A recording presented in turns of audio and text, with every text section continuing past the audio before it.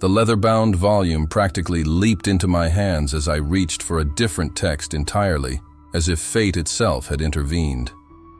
I should have known then that my life as I knew it, as the Royal Archivist of Aldermere, would never be the same. My name is Gerald Blackwood, and I discovered the secret that could destroy our monarchy on an unremarkable Tuesday morning in autumn.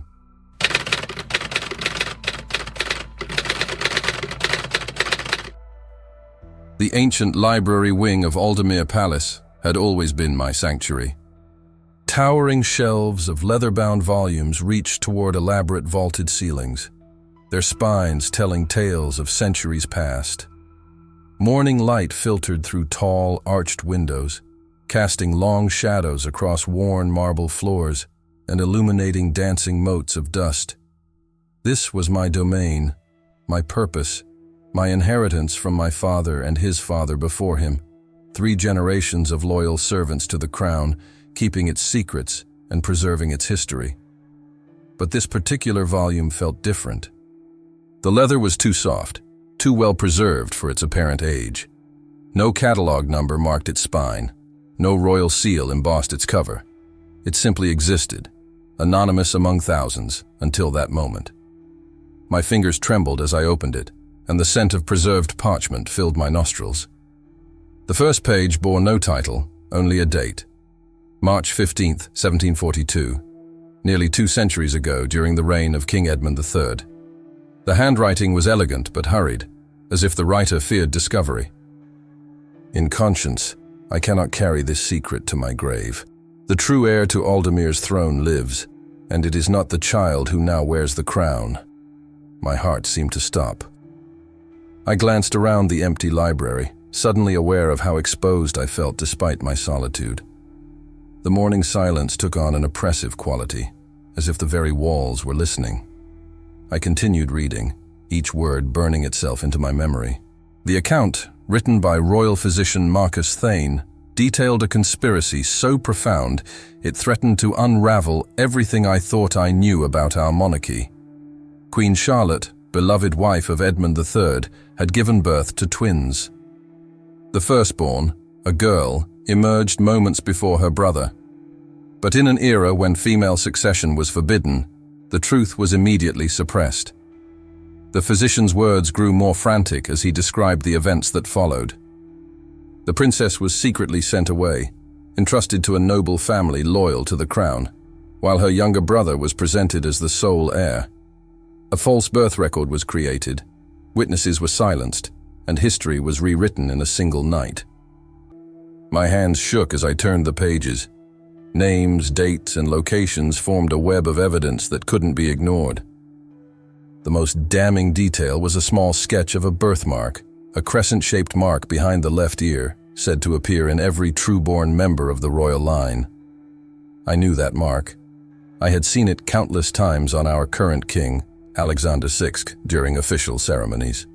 The same mark that, according to this account, would have marked all legitimate descendants of the hidden princess. A sudden noise, footsteps in the corridor, sent my heart racing. I quickly closed the volume, my mind whirling with implications. If this account was true, then everything about our current monarchy was built on a lie. The legitimate line of succession had been living in ignorance for generations, while pretenders sat upon the throne. But what was I to do with this knowledge?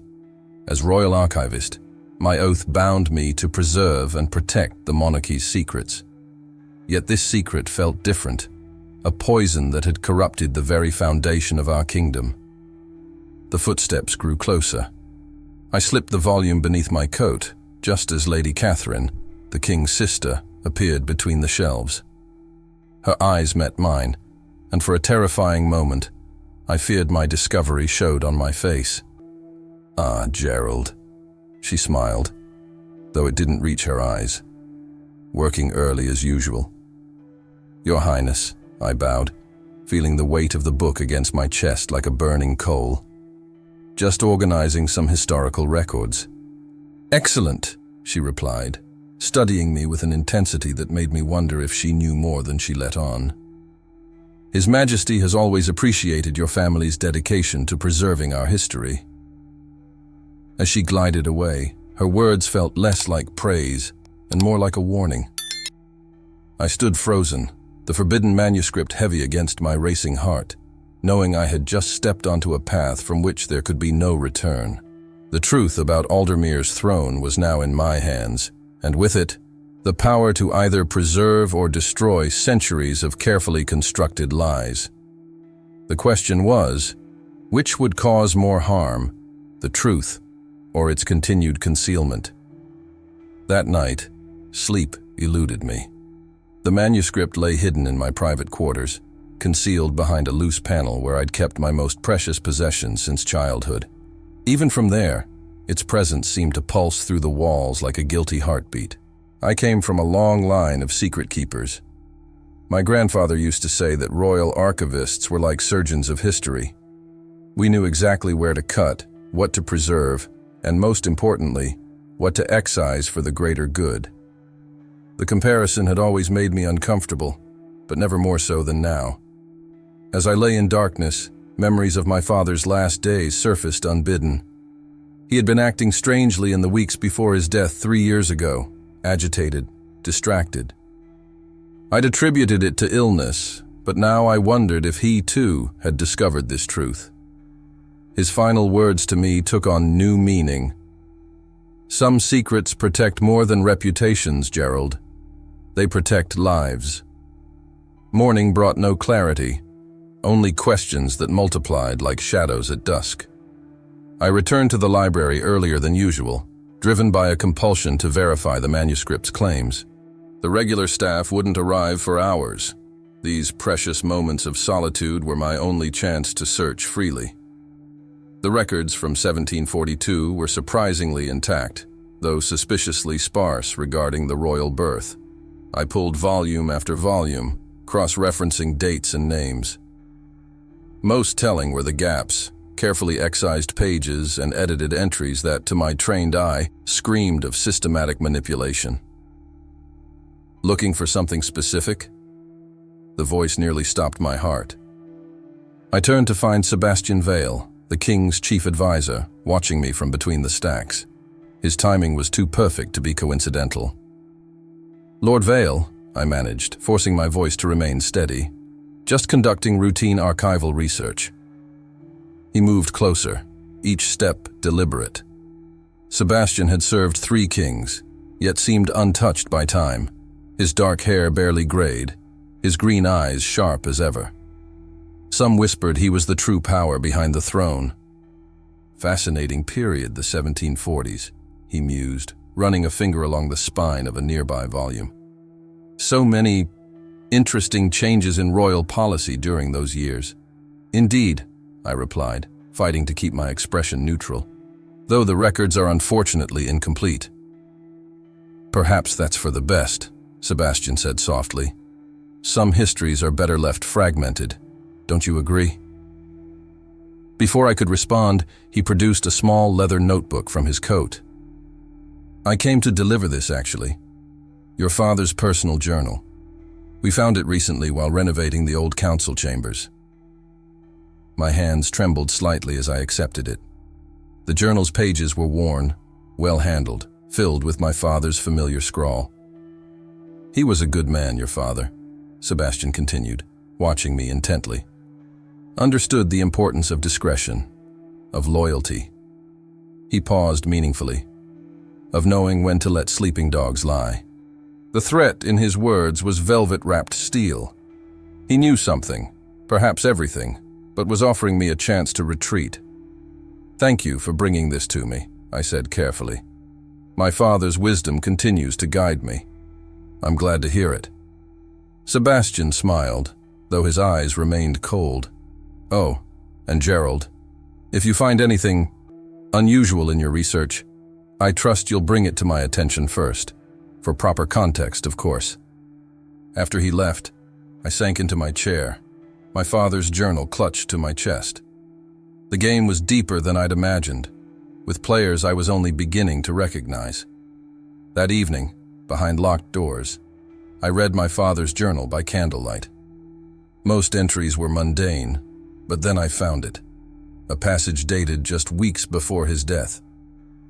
The truth walks these halls like a ghost, unseen but ever present.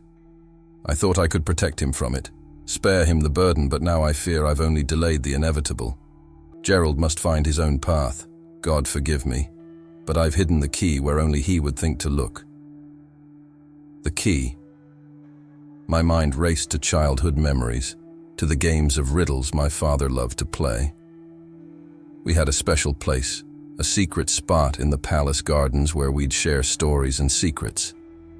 The manuscript wasn't the end of the mystery, it was only the beginning. My father had known, had perhaps found even more damning evidence, and had hidden it away for me to find. But I wasn't the only one searching. Sebastian's warning made that clear. How many others knew? How many were watching, waiting to see what I would do with this forbidden knowledge? The weight of legacy pressed down on me, not just my family's, but the kingdom's. Every step forward risked triggering an avalanche that could bury us all. Yet standing still felt increasingly impossible. As night fell over Aldemir Palace, I made my decision. I would follow my father's trail of breadcrumbs, wherever they led. But first, I needed allies. In a game this dangerous, a lone player rarely survived long enough to see the final move. The palace gardens at midnight were a different world. Familiar paths turned labyrinthine, friendly statues transformed into looming sentinels. I moved with practiced stealth, every sense alert for guards or prying eyes. My heart thundered in my chest, convinced each beat would betray my presence. Our secret spot, my father's and mine, lay in a forgotten corner where the manicured lawns gave way to wilder growth. As a child, I'd imagined it a magical realm. Now it felt like the threshold to a far darker adventure. The old oak still stood, gnarled branches reaching for stars obscured by gathering storm clouds. I ran my hands over its bark, searching for the hollow we'd used as a treasure cache in happier days. My fingers found the gap, and within it, a small metal box. A twig snapped behind me. I whirled, heart in my throat, to find a cloaked figure emerging from the shadows. My hand went to the dagger hidden in my coat, but the figure raised open palms. "Peace, Gerald," came a familiar voice. "I'm here to help." The hood fell back, revealing Evelyn Thorne, Princess Evelyn, the king's youngest sister and my childhood friend. Her presence here, now, could not be coincidence. "Evie?" I whispered, shock warring with relief. "How did you know you'd be here?" She smiled sadly. "The same way I know about the manuscript you found. The same way I've known for years that our family's claim to the throne is built on lies." My world tilted.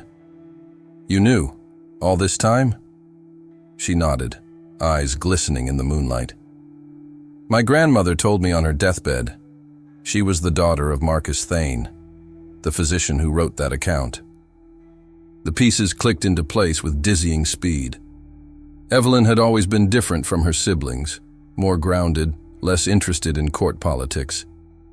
I'd attributed it to her being the youngest, but now, "You're from the true bloodline," I breathed. "Yes," she said simply. "Though that knowledge is as much a curse as anything, I've spent years trying to decide what to do with it." Thunder rumbled in the distance as I processed this revelation. "Why tell me now?" "Because you found the manuscript," Evelyn said, stepping closer. "And because I trust you, Gerald. We can't let this secret destroy the kingdom, but we can't keep burying the truth either. There has to be a way to make things right." I showed her the box I'd retrieved. Inside was a single key and a note in my father's hand. "The truth lies beneath the throne." "He left a trail," I murmured. "One that others have been following," Evelyn warned. "Sebastian isn't the only one who suspects something. There's a faction in the court actively searching for evidence of the old scandal. If they find it first..." "Civil war," I finished grimly. Suddenly, a beam of light cut through the darkness. Guard voices approached. "We need to move," Evelyn hissed, pulling her hood up. We slipped through the gardens like ghosts, my mind reeling from revelations and new questions. By unspoken agreement, we headed for the one place in the palace where we might speak freely. The old chapel, long abandoned after a fire and forgotten by most. Once inside the dusty, cobwebbed interior, Evelyn turned to me. "We don't have much time. Gerald, you need to know." The chapel door burst open. Lady Catherine stood there, flanked by royal guards, her face a mask of cold fury. "I'm disappointed, little sister," she said to Evelyn. "I expected better from you." Her gaze shifted to me, and I saw something like regret flicker in her eyes. "Gerald Blackwood, you are under arrest for treason against the crown." "What?" I stammered, even as guards moved to seize me. "On what grounds?" "Conspiracy to undermine the legitimate rule of King Alexander VI," Catherine stated flatly. "We know about the manuscript, Gerald. Did you really think you could keep such a secret?" As the guards shackled my wrists, my gaze met Evelyn's. The anguish in her eyes told me she hadn't anticipated this. We'd underestimated how closely we were being watched. "Catherine, please," Evelyn pleaded. "This isn't the way." "Silence," Catherine snapped. "You'll both be confined until the king decides your fate." She stepped closer to me, her voice low. "I truly am sorry, Gerald. Your father would be ashamed." The words struck deeper than any physical blow. As they led me away, my world crumbling around me, one thought burned in my mind: the key. In the chaos, I'd slipped it into my boot. Whatever secrets lay beneath the throne, I knew I had to find them, not just for my sake now, but for the entire kingdom's. Thunder crashed outside, the storm finally breaking. As rain lashed the windows, I allowed myself to be led to the dungeons, my mind already racing through plans of escape. The game had changed, the stakes raised to life and death. I only prayed I'd live long enough to see how it all played out. The dungeon air hung thick with the stench of mold and despair. My cell, barely large enough to lie down in, felt like a tomb, each breath a struggle against the weight of stone and secrets. I'd lost track of time. In this lightless pit, hours bled into days with maddening sameness. But they hadn't broken me. Not yet. The key, miraculously, remained hidden in my boot. I clung to it like a talisman, my last tenuous link to hope and purpose. In the darkness, I ran my fingers over its intricate grooves, memorizing every detail. Whatever lock it opened, I was certain it was the key to more than just a door. Footsteps echoed down the corridor. I quickly concealed the key as torchlight spilled into my cell. Sebastian Vale's silhouette filled the doorway, his face inscrutable in the flickering light. "I warned you, Gerald," he said softly. "I gave you every chance to let this go." I met his gaze steadily. "And I'm giving you a chance now, Lord Vale. Help me expose the truth. It's not too late to set things right." A sad smile played at his lips. "Oh, my boy, you still don't understand. The truth is a luxury we can't afford. Do you have any idea what would happen if this came to light? The chaos? The bloodshed? So we perpetuate a lie?" I challenged. "Build our future on a rotten foundation?" "We do what's necessary to preserve peace," Sebastian countered. "Your father understood that. He made the same choice I did, all those years ago." The words hit me like a physical blow. "What are you saying?" Sebastian sighed, suddenly looking every one of his years. "Your father and I, we found the truth together, Gerald. Decades ago, we chose to bury it, to protect the realm from tearing itself apart." My mind reeled. All those years my father had carried this burden? Had he intended for me to continue the deception? Then why leave the trail? I demanded. Why risk everything by leading me to the manuscript? "Because he was dying," Sebastian said quietly. "And in his final days, guilt overcame duty. He couldn't bring himself to take the secret to his grave, so he left it to you to decide." I slumped against the damp wall, the weight of legacy pressing down on me anew. And what happens now? Sebastian's expression softened slightly. That depends on you, Gerald. The king is willing to show mercy, given your family's long service. Swear to destroy the manuscript, to never speak of this again, and you can return to your post. Things can go back to the way they were. The offer dangled before me, tempting in its simplicity.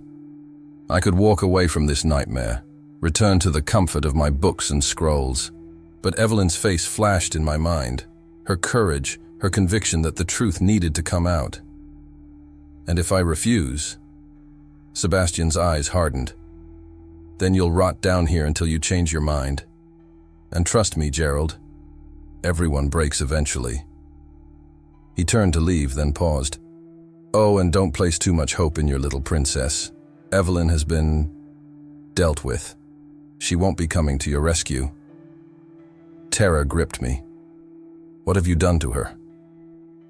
But Sebastian was already gone, taking the torchlight with him. I was left alone in the suffocating dark, my thoughts a maelstrom of fear and doubt. Hours passed, or perhaps days.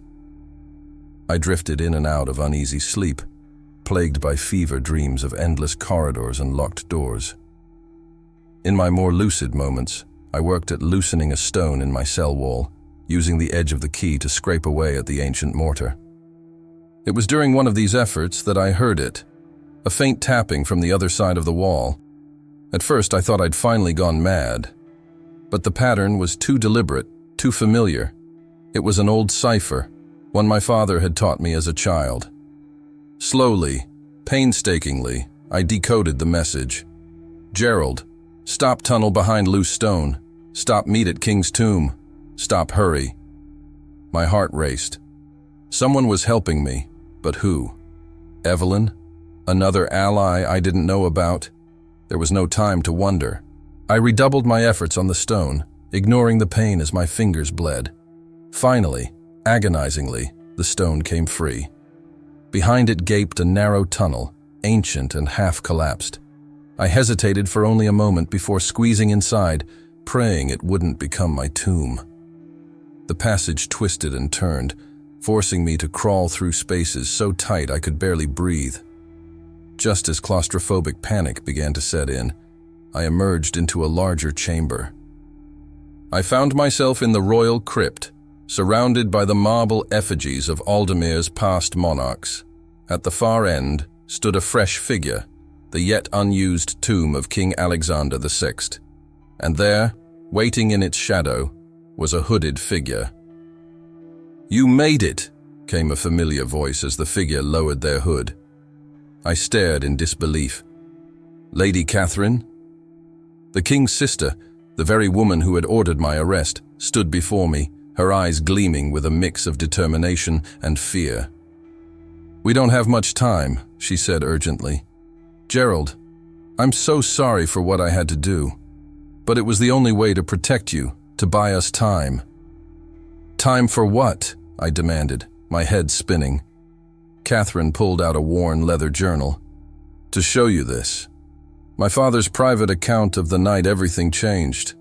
Gerald, the truth is far worse than you know. The real heir, the legacy of the true bloodline, it's not just about succession. There's a power in the royal blood, something old and terrible, something that could destroy us all if it falls into the wrong hands." As if to punctuate her words, a distant explosion rocked the crypt. Dust rained down from the ceiling. "They've found us," Catherine breathed. "Gerald, listen to me. Everything depends on what you do next. Are you ready to learn the truth, no matter the cost?" The key burned in my pocket like a brand. Whatever lay ahead, I knew there was no turning back now. The fate of Aldemir, perhaps of so much more, rested in my hands. "Show me," I said. The crypt trembled around us, dust cascading from ancient stonework as another explosion rocked the palace above. Lady Catherine thrust the leather journal into my hands, her eyes wild with urgency. "Read," she commanded. "Quickly." I flipped open the journal, my father's key clutched tightly in my other hand. The pages were filled with the frantic scrawl of King Edmund IV, Catherine's father and our current king's grandfather. As I read, the true weight of Aldermere's secret unfolded before me like a nightmarish tapestry. The twin birth had indeed happened as the manuscript described, but there was so much more. The firstborn girl, the true heir, had manifested signs of incredible power even as an infant. Objects moved at her cry, storms brewed when she raged. The royal bloodline, it seemed, carried more than just the right to rule. "The old magic," Catherine whispered, her voice filled with equal parts awe and fear. "The power that built Aldermere, that protected it for centuries. It was never just symbolism. The royal family were the kingdom's true guardians." I read on, horror mounting. The infant princess's power had been uncontrollable, dangerous. In their desperation to protect both the child and the kingdom, the royal family had made a terrible choice. They had used ancient, forbidden rituals to bind the girl's power, to lock it away within her very blood. But the binding came with a price, Catherine continued, as sounds of fighting echoed from above.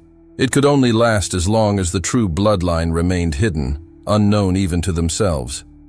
If the heir ever learned of their heritage, claimed their birthright, the power would be unleashed, I finished, the implications staggering. Uncontrolled, after centuries of suppression. Catherine nodded grimly. "Which is why the secret was guarded so fiercely. Why your father and Sebastian chose to bury the truth, even after discovering it. The risk was too great." Another blast, closer this time. Shouts and the clash of steel rang out. "Who's attacking?" I demanded, my mind still reeling from the revelations. "Loyalists to the old bloodline," Catherine explained hurriedly. "They don't know the full truth, but they've gathered enough to want to overthrow Alexander and install their own candidate, a descendant of the hidden princess." "Evelyn," I breathed, pieces clicking into place. "That's why Sebastian said she'd been dealt with. They took her." Catherine's face tightened with pain. "Yes. My sister, she never knew the full extent of her heritage. If they put her on the throne, crown her as the true queen, the consequences were too terrible to contemplate. Unimaginable power in the hands of those who didn't understand it, couldn't control it. The entire kingdom, perhaps the world, at risk. "We have to stop them," I said, newfound determination flooding through me. "But how? Where would they perform the coronation?" A sad smile touched Catherine's lips. "Think, Gerald. Where does your key lead?" Realization dawned. "Beneath the throne." She nodded. "There's a hidden chamber, the heart of Aldermere's old magic. It's where the binding ritual was performed centuries ago. It's where they'll try to crown Evelyn and unleash the power they don't understand." The vault of the crypt shuddered as another explosion hit, far too close for comfort. Debris rained down around us. "We're out of time," Catherine said, grabbing my arm. "Gerald, listen to me. That key you're holding, it's not just a key to a door. It's a failsafe, created by the same mages who performed the binding. If all else fails, it can end the bloodline. Permanently." The weight of her words crashed over me. "You mean, it can kill the heir, severing the magical lineage forever," she confirmed, her voice breaking. "It's a last resort, one my father prayed would never be needed. But if we can't stop the coronation, if Evelyn's power is unleashed..." She left the choice unspoken, but I understood the terrible burden being placed on my shoulders. To save the kingdom, I might have to destroy the very bloodline I had sought to legitimize. To protect countless lives, I might have to end Evelyn's. "There has to be another way," I insisted, even as doubt gnawed at me. "I hope so," Catherine said softly. "But whatever happens, the choice will be yours to make, Gerald. The Archivist, the keeper of secrets, it falls to you to write this final chapter of our history." With a thunderous crack, part of the crypt's ceiling collapsed, opening a path to the chaos above. Through the gap, I could see flames licking at the night sky, hear the screams and clash of battle. Catherine squeezed my hand. "Are you ready?" I clutched the key, its weight now unbearable. Every choice, every secret, every lie had led to this moment.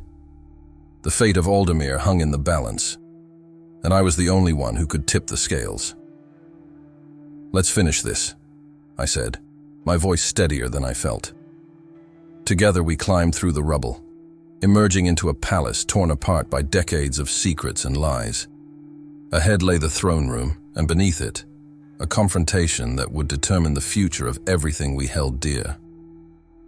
As we raced through burning corridors, I silently prayed that when the moment came, I would have the wisdom to make the right choice and the strength to live with the consequences. The throne room doors loomed before us, blackened and battered.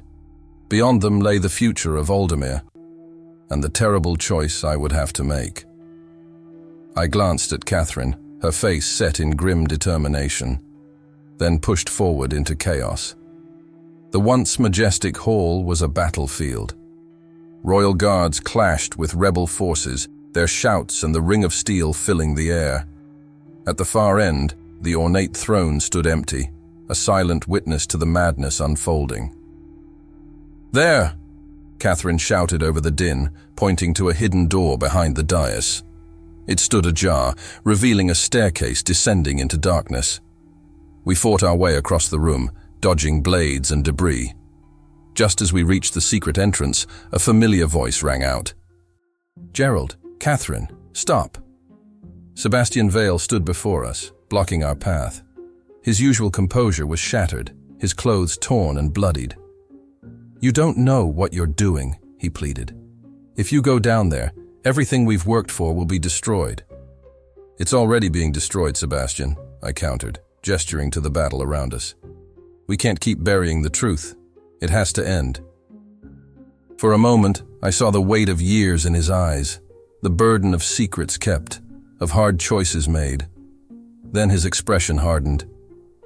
"I can't let you pass," he said, drawing his sword. Catherine stepped forward. "Go, Gerald," she said, not taking her eyes off Sebastian. "I'll hold him here. Do what needs to be done." I hesitated for a heartbeat, then nodded. As the clash of their blades joined the cacophony of battle, I plunged down the hidden staircase into the unknown. The air grew thick and heavy as I descended, charged with an energy that made my skin prickle. At the bottom, a vast circular chamber opened before me, lit by ethereal blue flames. Ancient runes covered the walls, pulsing with barely contained power. And there, in the center of it all, stood Evelyn.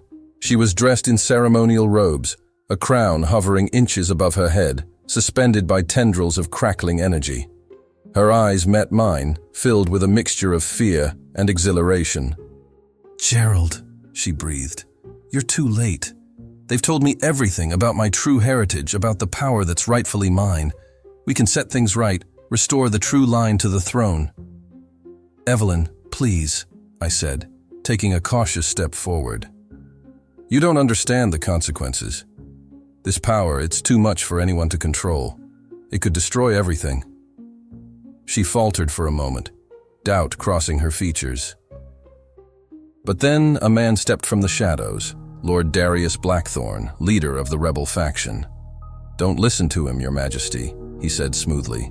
"He's been corrupted by the false king, seeking to deny you your birthright." I recognized the greedy gleam in Blackthorn's eyes. He didn't care about rightful succession. He only wanted to control the power for himself. "Evie," I said softly, using her childhood nickname. "Think about what you've always stood for. Compassion, justice, putting the people first. Is this really the way to achieve that?" She hesitated, the crown wavering above her. I don't know. I just wanted the truth. I wanted to make things right."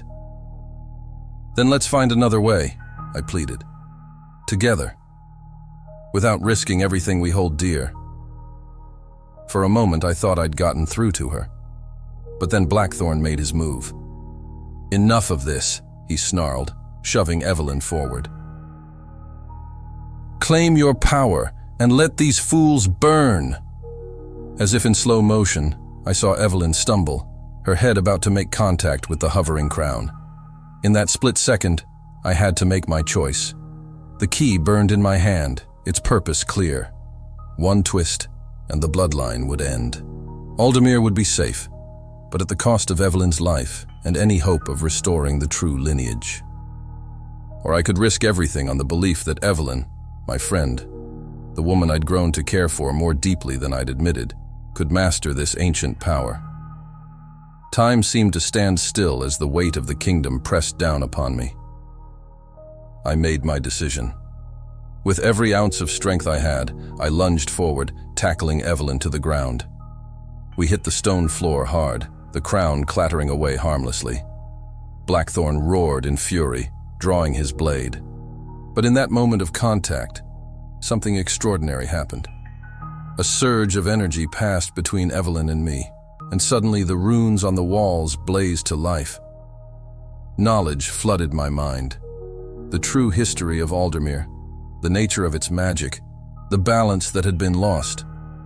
I understood then that the power was never meant for one person alone. It was meant to be shared, guided by wisdom and compassion rather than locked away in fear. As Blackthorn charged towards us, Evelyn and I stood together. With a shared look of understanding, we raised our hands. The energy of centuries responded to our combined will, to the union of the hidden bloodline and the loyal servants who had guarded its secrets. A blinding light filled the chamber.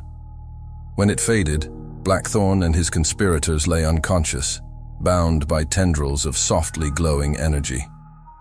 Evelyn turned to me, tears in her eyes. "I understand now," she said. "This isn't about claiming power for ourselves. It's about using it to heal, to restore what was broken." I nodded, feeling the truth of it in my bones. "The story isn't over," I said. "It's just beginning.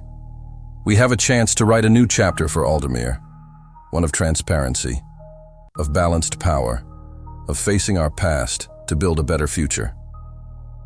As we ascended the stairs, emerging into a throne room now silent and stunned, I knew the road ahead would not be easy. There would be trials, resistance, and hard truths to face.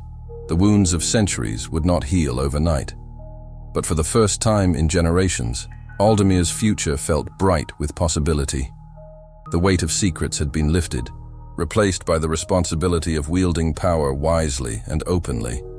As the dawn broke over the battered palace, painting the sky in hues of hope, I looked at Evelyn, my queen, my partner in this new journey. Together, we would restore the crown's true burden, not to rule through lies and fear, but to serve through truth and compassion. The last secret of Aldemir had been revealed. Now at last, we could begin to write our own story,